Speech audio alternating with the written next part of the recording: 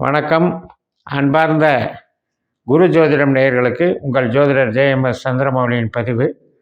இந்த பதிவு மகர ராசியில் சுக்கிரன் கோச்சாரத்தில் பயணிக்கக்கூடிய நாட்கள் 27 நாட்கள், அதாவது டிசம்பர் 2ஆம் தேதியிலிருந்து டிசம்பர் 28 வரைக்கும்.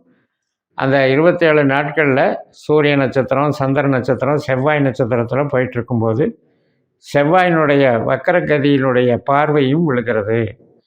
இதனுடைய பலன்கள் எப்படிங்கிறத பார்க்க இருக்கோம். கும்ப லக்னத்திற்கான பதிவு இது. இப்போ நம்ம சுக்கிரனை பற்றி சொன்னோம் இல்லையா, அது மகரத்தில் சுக்கிரன் போகிறது 27 நாட்கள், டிசம்பர் 2ஆம் தேதியிலிருந்து டிசம்பர் 28 வரைக்கும் 3 நட்சத்திரத்தின் வழியாக பயணிக்கிறார். உத்திராடம், திருவோணம், அவிட்டம். அப்போ 3க்கும் தனித்தனியாக அது நட்சத்திர ரீதியாக பலன்கள் நமக்கு என்ன நடக்குதுங்கிறத பார்க்க போகிறோம். இப்போ நமக்கு கும்பத்துக்கு பொறுத்த வரைக்கும் 12ஆம் இடத்துல சுக்கிரன் இருக்கார், 6ஆம் இடத்துல செவ்வாய் இருக்கார். இப்போ கோச்சாரத்தில் இந்த செவ்வாயினுடைய பார்வை சுக்கிரனுக்கு விழுகுது. சுக்கிரனுடைய நட்சத்திரம் சுக்கிரனுடைய நட்சத்திரம் 3, 7, 11 இருக்குது. 3ஆம் இடம் மேசராசி, 7ஆம் இடம் சிம்ம ராசி, 11ஆம் இடம் தனுசு ராசி. அப்போ பரணி, பூரம், பூராடம் அப்படின்ற கான்செப்டு நமக்கு ஒரு இன்பத்தை கொடுக்குற கிரகமாக இருக்கார்.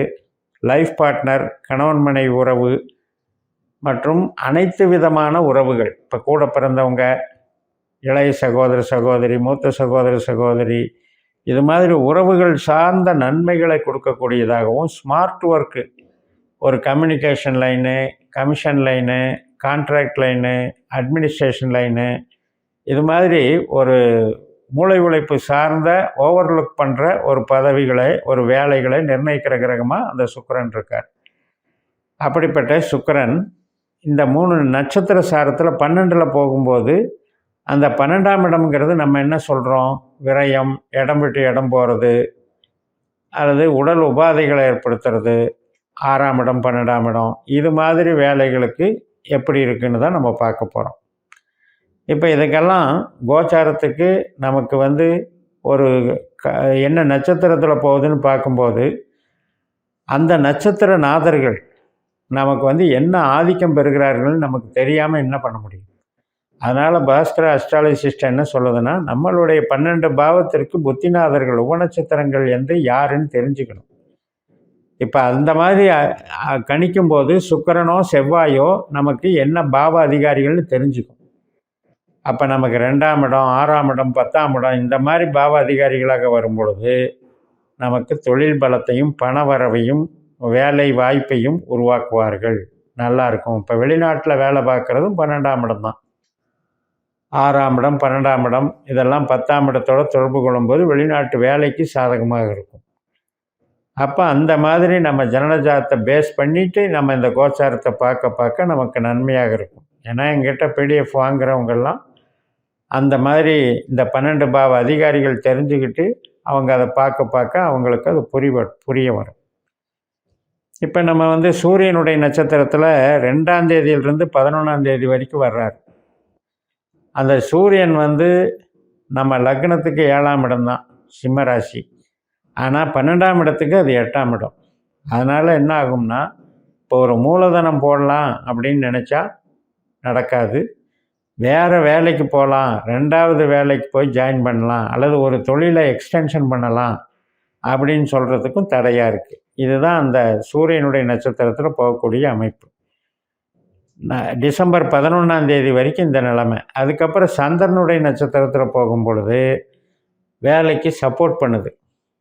ஒரு வேலை சார்ந்து வெளிநாடு வேலை, அடுத்த வேலைக்கு பயணிக்கிறது, வேலை மாற்றம் பண்ணிக்கிறது, இதுக்கெல்லாம் சாதகமாக இருக்குது.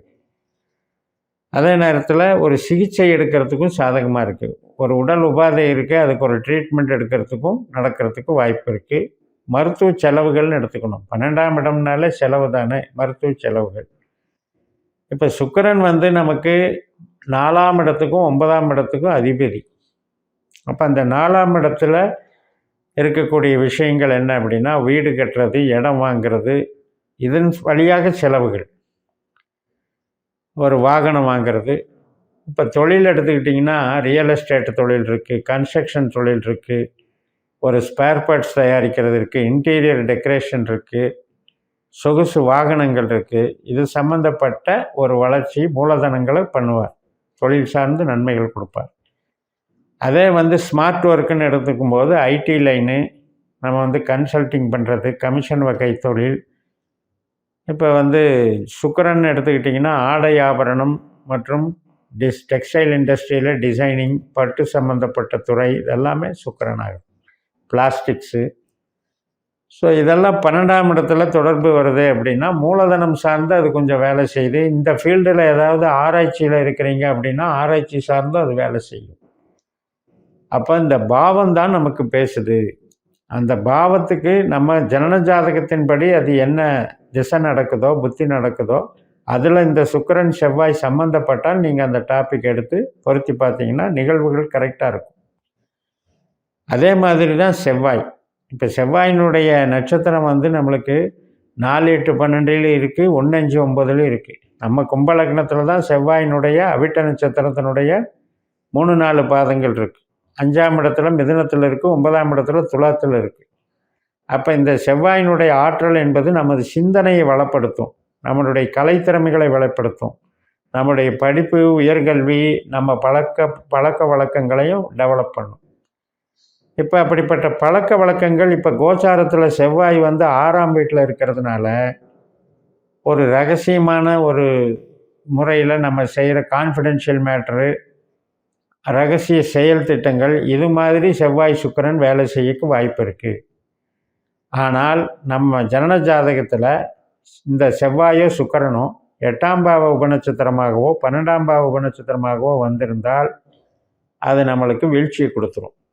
அதனால் அது நம்ம ஜனன ஜாதகத்தில் தெரிஞ்சால் அதை பயன்படுத்தணும். இல்லை நமக்கு நல்ல செவ்வாய் சுக்கிரன் அப்படின்னா வேலை சார்ந்து, தொழில் சார்ந்து, இப்போ நான் சொன்ன அத்தனை தொழில்களையும் நன்மைகளை கொடுக்கும். வெளிநாட்டு வேலை தொடர்புகள் சார்ந்து நன்மைகளை கொடுக்கும். அதே நேரத்தில் கடன் கேட்ட தொகைகள் கிடைக்கும். கடன் ரொட்டேஷன் ஃபில்லப் ஆகும். வீடு சார்ந்த கடன், வேலை சார்ந்த கடன், தொழில் சார்ந்த கடன் நடக்கும். சிகிச்சைகள், மருத்துவ சிகிச்சைகளுக்கும் அது வேலை செய்யும். அப்போ அந்த வகையில் நம்ம கும்ப லக்னத்துக்கு பொறுத்த வரைக்கும் 6ஆம் இடத்துல இருக்கிற செவ்வாயும் 12ஆம் இடத்துல சுக்கிரனும் வேலை செய்து நம்ம ஜனன ஜாதகத்தில் 12 உபநட்சத்திரங்கள்னு எடுக்கும் பொழுது 2ஆம் இடம், 6ஆம் இடம், 10ஆம் இடம், இந்த 2 கிரகங்கள் நமக்கு திசாபுத்தி அந்தரம் நடந்தால் தொழில் டெவலப் ஆகும். செவ்வாயை பொறுத்த வரைக்கும் ரியல் எஸ்டேட்டு, விவசாயம், பூமி சார்ந்த தொழில், ஒரு கருவிகள், இயந்திர கருவிகள் செய்கிறது, spare parts industries, automobile industries, electronics, மற்றும் இப்போ இந்த யூனிஃபார்ம் போட்ட வேலைன்னு சொல்லலாம், செக்யூரிட்டி லைன், இராணுவம், காவல்துறை, இது சார்ந்த அமைப்புகளையும் வேலை செய்யும். அப்போ அப்படிப்பட்ட ஒரு நன்மைகளெல்லாம் நமக்கு இந்த 2 கிரகத்தினுடைய திசாபுத்தி அந்தர சூட்சுமத்தில் நடக்கும்னு சொல்லி நிறைவு செய்கிறேன்.